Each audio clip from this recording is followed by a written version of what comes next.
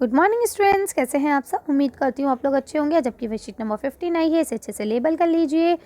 आज आपकी रीडिंग अभियान में हिंदी की वर्कशीट है। आज की डेट डालिए, अपना नाम, अपने टीचर का नाम और अपनी क्लास लिखना नहीं भूलेंगे। जब क्लास लिखेंगे तो सेक्शन भी लिखेंगे। ओके, चलिए पढ़ना शुरू करते हैं। नमस्ते प्यारे बच्चों, आशा करते हैं कि आप सभी स्वस्थ होंगे, खुश होंगे। बच्चों, आप सब ने बंदरों को किसी की नकल उतारते या शैतानियाँ करते हुए देखा होगा। आज हम सब से मिलने आया है टुक टुक बंदर, है ना। ये कौन है? टुक टुक बंदर है जो आपसे मिलने आया है। टुक टुक क्या करता है? टुक टुक को सबकी नकल उतारना बहुत पसंद है। आइए जाने कि उसकी इस आदत के कारण क्या हुआ। तो चलिए देखते हैं कि उसने इस आदत से किसी की मदद करी या किसी को नुकसान पहुंचाया। तो चलिए पढ़ते हैं। एक जंगल में रहता था टुक टुक बंदर। वह पूरा दिन एक पेड़ से दूसरे पेड़ पर कूदता रहता। तो बंदर का तो काम ही यही होता है ना। पर उसका मनपसंद खेल था सबकी नकल उतारना। लेकिन उसको सबसे ज़्यादा मज़ा कब आता था? जब वो दूसरों की नकल उतारता है। कभी वे चूहों की तरह चीज़ें को उतारता, तो कभी शेर की आवाज़ निकालकर हिरण को डरा देता, है ना। तो सबकी नकल करता रहता था वो। ठीक आगे क्या हुआ? सब उसकी आदतों से परेशान थे। उसकी माँ उसे हमेशा समझाती कि नकल उतारना और दूसरों को तंग करना अच्छी आदत नहीं है। पर टुक टुक नहीं मानता था, है ना, क्योंकि बहुत शरारती बच्चा था, शरारती बंदर था, है ना। तो वो नहीं मानता था। मम्मा के समझाने के बावजूद भी वो उनकी बात नहीं समझता था। एक दिन टुक टुक के मन में आया कि वे जंगल के सबसे बड़े जानवर यानी हाथी की नकल उतारे। बस इतना सोचकर टुक टुक हाथियों के झुंड के पीछे पीछे नदी पर चला गया। वहां जाकर वह नदी में कूदने ही वाला था कि हाथी राजा ने उसे रोका और बोला, टुक टुक, नदी में मत जाओ, पानी का बहाव बहुत तेज है। तुम हमारी तरह भारी नहीं हो, इसलिए बह जाओगे। आई बात समझ में? क्योंकि पानी की स्पीड बहुत तेज़ है। अब हाथी तो बहुत भारी होता है, उसका शरीर भी कितना बड़ा होता है ना। तो वो पानी में नहीं बहता है। लेकिन जब कोई हल्की चीज़ होगी तो वो तो बह जाएगी। अब देखिए बंदर का शरीर कितना छोटा सा है, तो वो तो बह ही जाएगा। पर टुक टुक नहीं माना, क्योंकि वो बहुत शरारती था और वो अपने आगे किसी की सुनता ही नहीं था, इसलिए उसने नहीं मानी। वे पानी में कूद गया और देखते ही देखते पानी के बहाव के साथ बहने लगा, है ना। अब वो बहने लगा। अब क्या हुआ? अब टुक टुक डर गया और वे चिल्लाने लगा।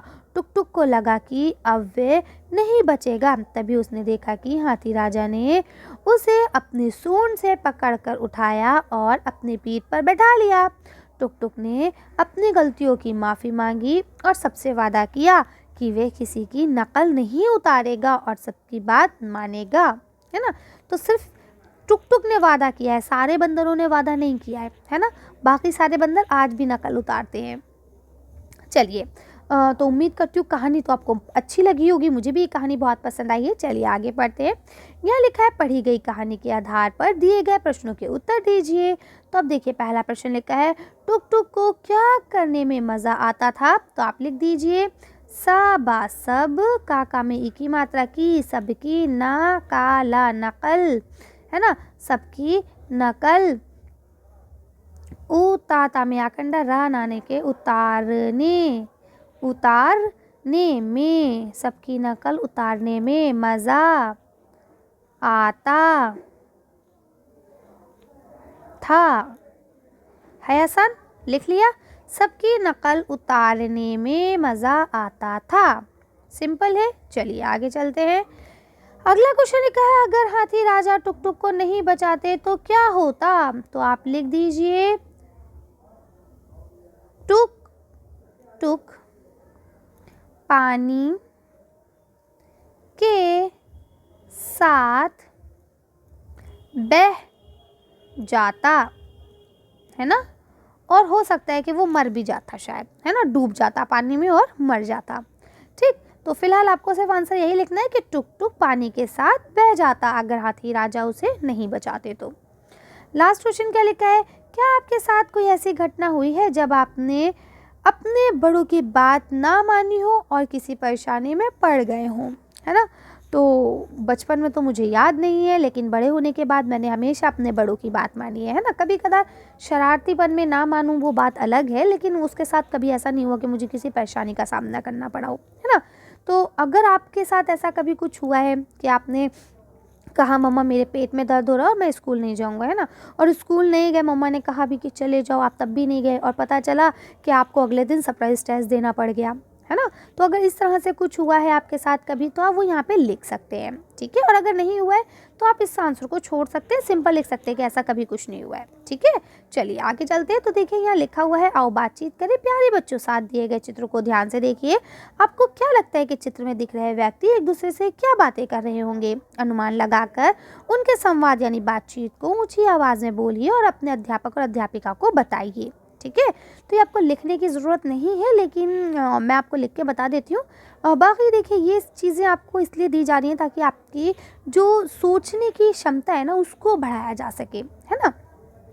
तो थिंकिंग पावर को बढ़ाया जाए, उसे इन्हेंस किया जाए, तो इसलिए ये चीज़ें आपको दी जा रही हैं, ठीक है। तो जो यहाँ पे आपको तस्वीर दी गई है इसको आप देखिए, आप खुद अंदाज़ा लगाने की कोशिश कीजिए कि यहाँ पे ये लोग आपस में किस विषय में बातें कर रहे होंगे, है ना। बाकी एग्जाम्पल के तौर पे तो मैं आपको सारे आंसर बता ही देती हूँ, है ना। चलिए तो इसका भी हम आंसर देख लेते हैं, बाकी कोशिश आप खुद से करेंगे तो ज़्यादा बेहतर रहेगा। चलिए तो इसका आंसर देखते हैं, फिर वीडियो को फिनिश करते हैं। ये बच्चों आप इसका आंसर लिख सकते हैं, हम कहाँ जा रहे हैं बेटा, हम घर जा रहे हैं, है ना। तो लिखेंगे चिंता ना करो हम थोड़ी देर में ही घर पहुंच जाएंगे। तो इस तरह से आप लिख सकते हैं। हो सकता है ये कह रहा हो मम्मी तरबूज तो बहुत टेस्टी है, मुझे जल्दी से घर पहुंचना है, मुझे तरबूज खाने हैं सारे, है ना। तो पापा कह रहे हैं हाँ हाँ सब्र करो, घर पहुंच के खा लेना, है ना।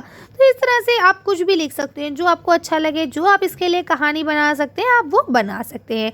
चलिए तो आज की वीडियो को हम ये खत्म करते हैं। आज की वर्कशीट में बस इतना ही। अगर आपको वीडियो पसंद आई हो तो प्लीज़ इसे लाइक और शेयर करें। अगर अभी तक आपने हमारे चैनल को सब्सक्राइब नहीं किया तो प्लीज़ मेरे चैनल को सब्सक्राइब करें। Thank you for watching.